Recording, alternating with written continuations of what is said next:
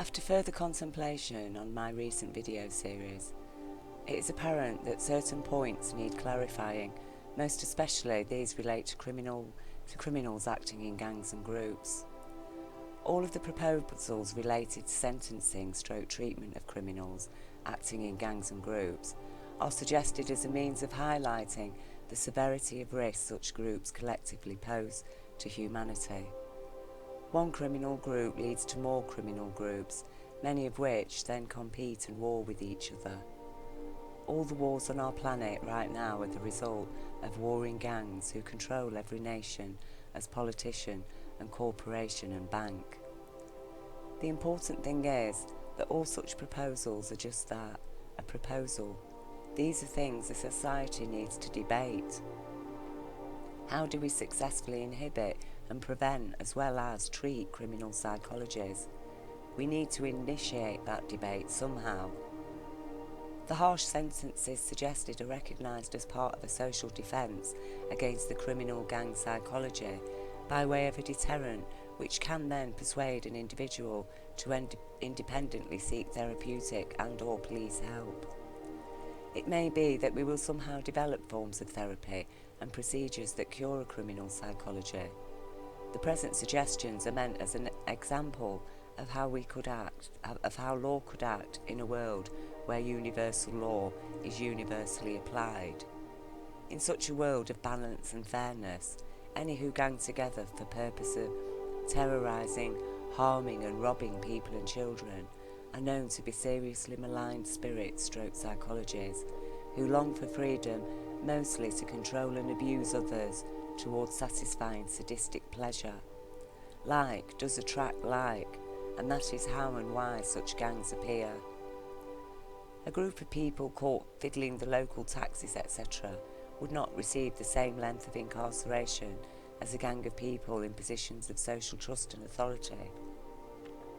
Yet still, even a gang of petty criminals can and will progress onto worse crimes over time, and as a result, other gangs in other communities will form. The suggested 3-month solitary confinement for petty criminal groups is part of our social defence as a deterrent against any such gang getting started in the first place, as each individual will care for his or her own sanity. Only malign psychologists will take the risk, and that is part of their malignancy. They get a thrill from gambling with life and law. The main point is that presently, until universal law is established, all people of this present world are granted an amnesty of forgiveness in order that people can change with new knowledge. It is known that no amount of new knowledge will instantly cure a paedophile or a serial sex offender or sadistic serial killer. All such psychologies need professional assistance, and in finding ways of most successfully treating those psychologies, it may be we do find a successful cure or treatment, in which case a death sentence will be unnecessary. For now, the afflicted are invited to confess and seek help for both themselves and their victims, many of whom have never disclosed crimes they have suffered, and who do often need therapy as a result. The amnesty is for those criminals who accept universal law and who as a result yearn to change and live lawfully. An amnesty encourages the breakup of criminal groups, and their worldly powers are thus diminished. It is difficult for some to imagine any world beyond this present world reality of upside-down living. A world where a child is accepted as VIP seems impossible in a world where a child is legally judged unimportant / minor. For the time being, each nation will need to abide by existing laws in dealing with crime and criminals until universal law is fully implemented. Certain crimes, however, need to be abolished, i.e. drugs need to be decriminalised. This will instantly dissolve the power and presence of drug gangs, who may choose instead to establish a legitimate business which will earn taxes and conform to regular trading standards. This in turn will mean drugs are clean and there will be less incidents of health problems related to bulking agents often added to illegal drugs.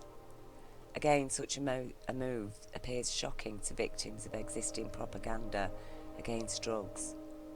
Paranoid fear is what supported prohibition, and that paranoia today translates as terror in every nation. Policing and prosecuting drug crimes absorbs major public funding toward a crime that is in no way diminished by existing law enforcement. The number of addicts and amount of drugs in our societies has increased exponentially year after year since prohibition began. Prohibition has damaged human physical and psychological health 100 times more than the drugs alone ever could have inflicted. Illegal drugs have created and fund ever more powerful criminal gangs, working as police, judges and politicians, etc. Illegal drugs are used as leverage towards blackmail, bribery, human trafficking, child abuse and every kind of slavery. Also, criminals have a financial incentive to solicit addicts into creating more addicts. Illegal drugs and sexual abuse of men, women and children are often interrelated. Addicts will sell anything they can to buy their extortionately priced high. In a fair and balanced world, everyone is naturally high on the joy of life and living. Prohibition is all part of that psyop plot precisely to inhibit the natural high of human consciousness.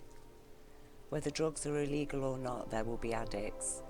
The only way to lessen addiction is to educate people about drugs and how to use them responsibly, as well as provide help for addicts who usually have an underlying issue related to abuse or other crimes they have suffered. For many, it is the very fact that the drugs are illegal which attracts people to trying them in the first place. The thrill factor is a fundamental feature of crime. Police attention needs to turn away from drugs and focus instead on sexual crimes against children and child trafficking. Damaged children are the biggest obstacle toward creating a sanely intelligent society, and that is why organised crimes against children are a terrorist threat and a crime against humanity. Basically, as a species, we need to grow up and get responsible, and we need to start by investing everything we have in the child, because the child is our future. Abused, confused, misinformed and criminalised children indoctrinated with false judgments and false religious beliefs will create a crazy, stupid world, and the craziest among them will hold the most wealth and power. That is where we're at today. This work has identified the worst of crime and criminals, and clearly we need to start by addressing the criminals at the peaks of power. An amnesty for lower order criminals, among other authorities, frees existing but compromised police, etc., to make amends and actually do their job. The forces of insanity are today so strong that holding on to universal law will at times prove very difficult, and yet we need to hold on to that concept and stubbornly refuse to let go of it. For we are literally hanging on to life by a thread at the whims of psychopaths until it is established. Remember, might equals right legitimises rape.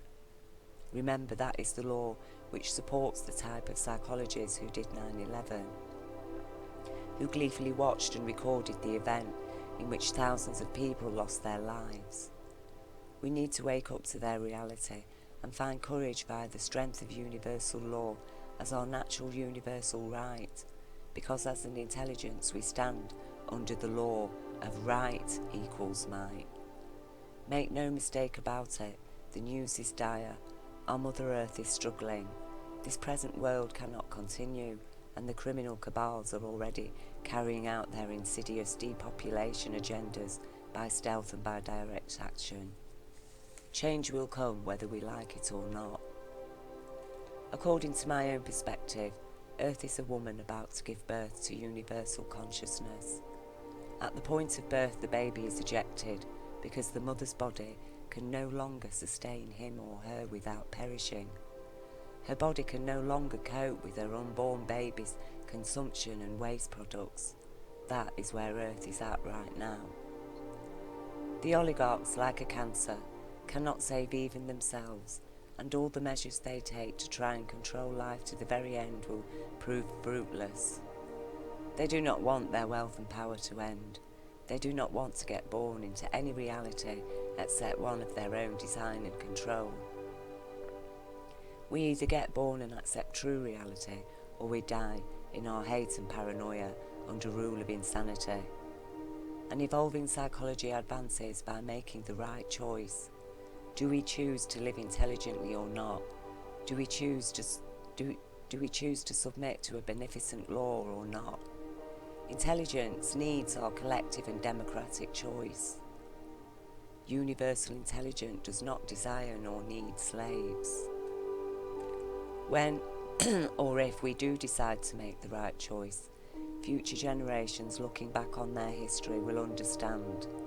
The 10 Commandments were not a foundation of law. They are the promise of what a healthy psychology delivers when we have learned to live intelligently. No one but the afflicted will be tempted to break the law, and not through force of fear, but only because of love and compassion, dignity, joy and respect. In the words of Chris Hedges, we are but a little mouse, squeaking against an avalanche of oppression, but squeak we must, until our squeaks turn into a roar. The competitions are over. Under universal law, the winners have lost, and the losers have won. Continue doing your worst, New World Order, and destroy your own souls by your own choice. Your judgment is found corrupted. Bury the dead head and catch up on the drift. Thank you for listening.